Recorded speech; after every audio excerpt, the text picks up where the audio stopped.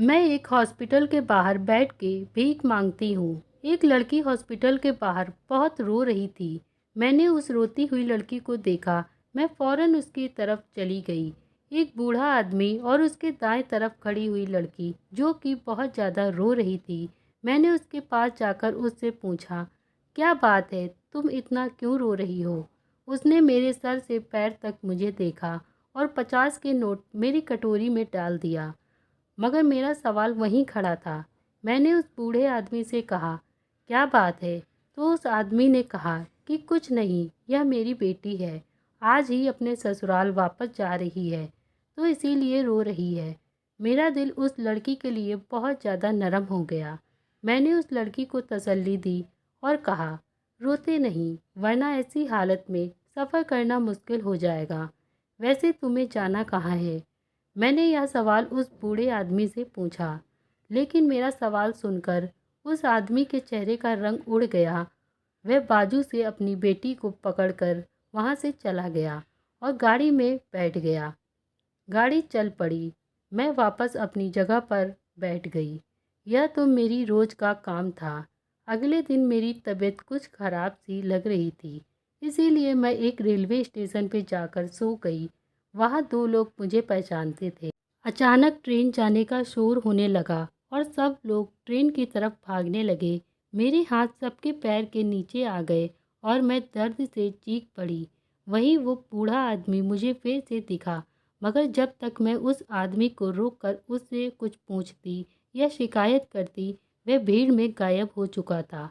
मैं वही मेज पर बैठ गई और चलती ट्रेन में चलते हुए लोगों को देखने लगी। फिर सुबह हुई और मुझे आज फिर वही कल वाला गोरा आदमी ट्रेन में दिखाई दिया। मैंने सोचा, कल तो ये अपनी बेटी को उसके ससुराल छोड़ने गया था, आज फिर ये कैसे ले जा रहा है? मैंने गौर से उसे देखा कि शायद उसके साथ उसकी बेटी हो, जो कि प्रेग्नेंट थी। मगर आज इस बूढ़े आदमी के साथ कोई और खूबसूरत सी लड़की बैठी थी। मुझे देखकर बहुत ज़्यादा हैरानी हुई। ट्रेन तो चली गई, मगर मैं यही सोचती रह गई कि यह बूढ़ा आदमी इस उम्र में सफ़र कर रहा है, वह भी अकेले, पता नहीं कहाँ जा रहा है। मगर ये तो उसका रोज़ का काम था। हजारों लोग यहाँ से ट्रेन में सवार होते थे, मगर इस आदमी को देखकर मुझे कुछ खटक रहा था।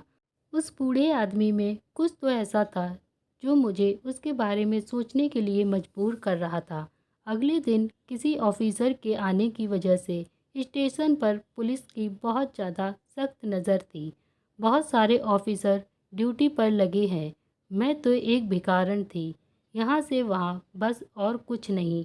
मैं एक नल से पानी पी रही थी जब मुझे कुछ सुनाई दिया। जब मैंने पलट कर देखा तो कोई आदमी पुलिस वालों के यहाँ आने की वजह पूछ रहा था।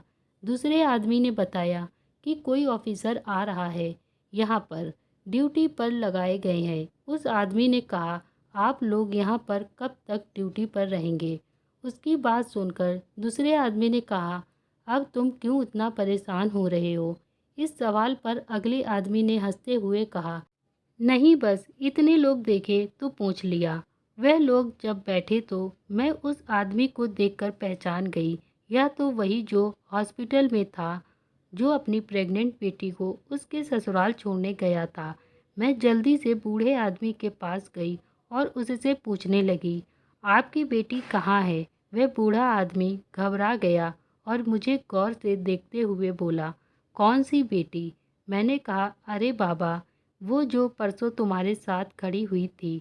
उस बाबा ने मेरे पास से गुजरते हुए कहा, पता नहीं कहाँ कहाँ से आ जाते हैं, पागल हो गई हो। मैंने जब उस आदमी को इस बार जाते हुए देखा तो पता नहीं क्यों मुझे कुछ अजीब सा लग रहा था। वह आदमी अच्छी खासी उम्र का लगता था और उसके चलने की रफ्तार काफ़ी तेज़ थी। इस दुनिया के रंग ही निराले हैं।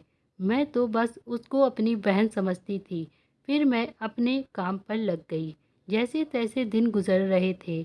उस दिन दोपहर के समय मैं धूप से बचकर पेड़ के पास बैठी थी। एक आदमी चलते हुए स्टेशन पर यहाँ से वहाँ चक्कर लगा रहा था। शायद वो प्रेग्नेंट लेडी को देख रहा था। मैंने उसे एक दो बार देखा था। शायद। वह बार बार एक ही प्लेटफॉर्म के चक्कर काट रहा था। अब मुझे इस स्टेशन पर 5 साल हो गए थे भीख मांगते हुए। अब तो मुझे मुसाफिरों की भी पहचान होने लगी थी। मुझे नहीं मालूम, लेकिन मैंने सोचा कि एक बार जाकर उससे पूछ लूं कि वह यहाँ चक्कर क्यों लगा रहा है। कहीं उसे कोई परेशानी तो नहीं है। शायद रास्ता भटक गया हो। मैं अपने चादर संभालती हुई पुल के उस पार जा पहुंची।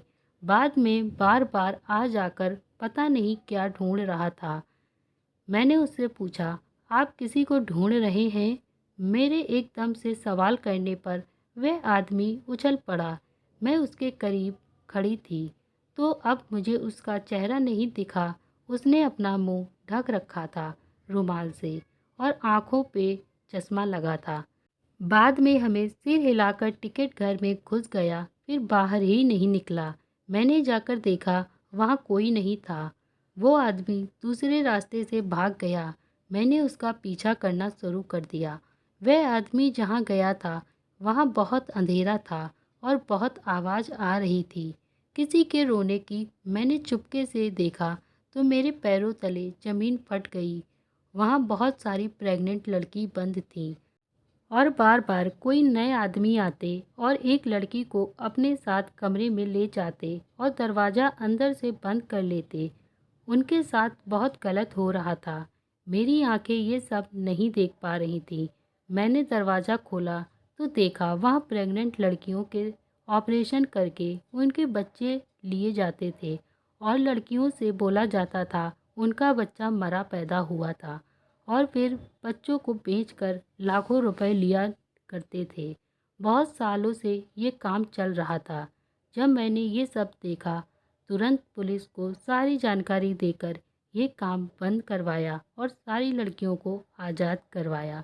अगर आपको ये वीडियो पसंद आई हो, कहानी पसंद आई हो, तो प्लीज़ चैनल को लाइक शेयर सब्सक्राइब ज़रूर करें। धन्यवाद।